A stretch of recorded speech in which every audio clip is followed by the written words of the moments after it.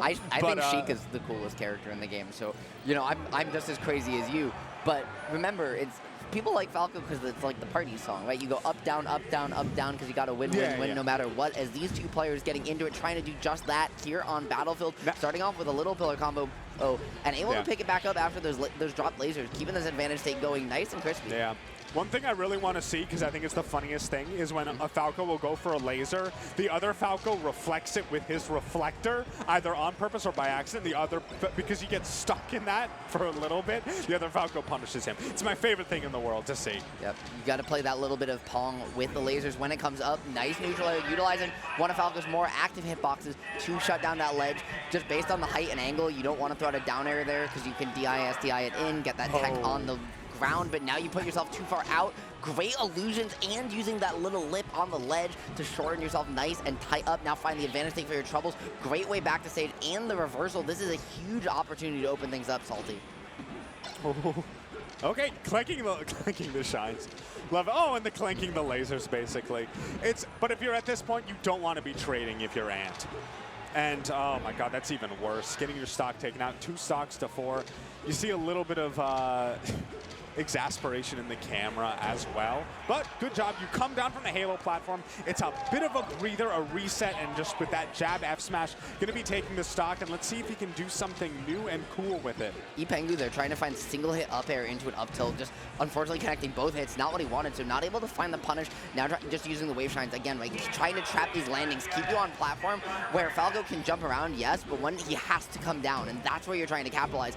When you go up to get him, that's where you limit your own bubble of control, and that's what Ant keeps trying to capitalize on, is these really aggressive approaches from Zane.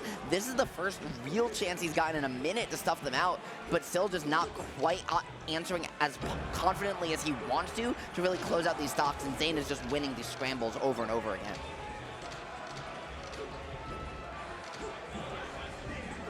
Oh, I'm surprised that the up B wasn't punished right there. But okay, finally bring this back to even stock counts.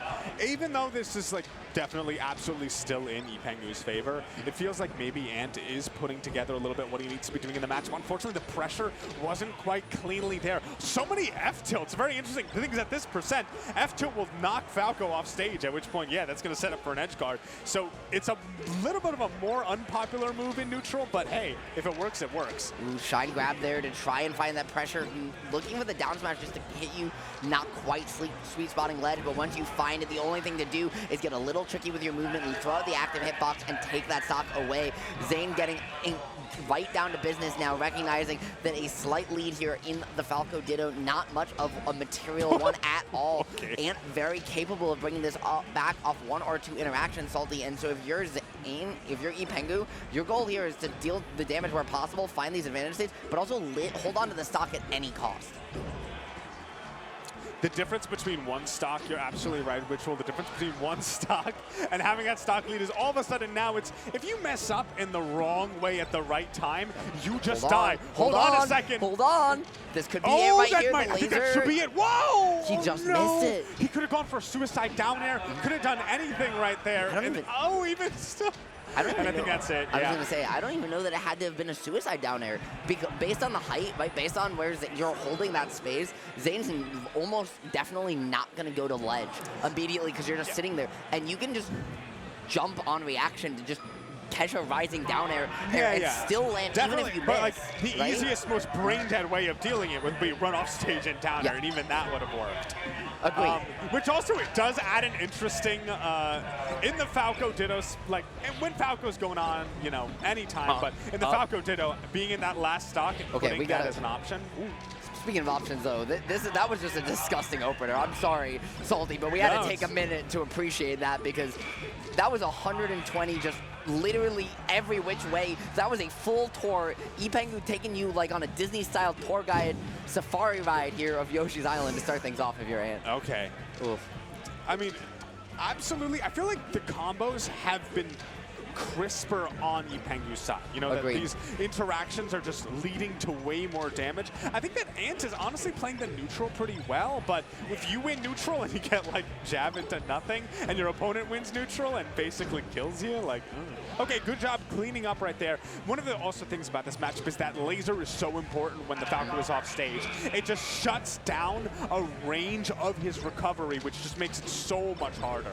And ooh, yeah, using the lip once again to get behind him, the down tilt whips as a result.